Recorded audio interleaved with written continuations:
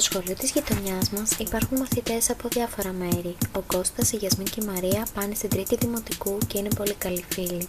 Στα διαλύματα τις περισσότερες φορές παίζουν, τρέχουν και γελούν. Υπάρχουν όμως και μερικά διαλύματα που δεν είναι τόσο χαρούμενα και διασκεδαστικά, γιατί κάποια παιδιά από την έκτη δημοτικού ενοχλούν και κοροϊδεύουν αυτά τα τρία παιδιά και ιδιαίτερα τη Γιασμίν. «Πώς μιλάς έτσι? Τι όνομα είναι αυτό?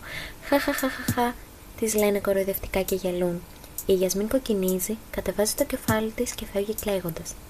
Η Γιασμίν είναι μισή Ελληνίδα και μισή Τουρκάλα και την κοροϊδεύουν για το όνομα και την καταγωγή της, χωρίς να καταλαβαίνουν ότι την πληγώνουν.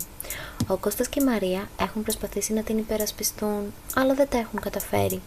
Έτσι μια μέρα αποφασίζουν να κάνουν μια εκδήλωση για τη διαφορετικότητα σε συνεργασία με τη δασκάλα τους. Στην εκδήλωση μιλάνε για τη διαφορετικότητα, λένε τραγούδια και παρουσιάζουν μηνύματα. Έτσι τα παιδιά που κοροϊδεύαν τη Γιασμίν καταλαβαίνουν το λάθος που έκαναν και όταν τελειώνει η εκδήλωση αποφασίζουν να πάνε κοντά τους, να την αγκαλιάσουν και να τη ζητήσουν συγγνώμη.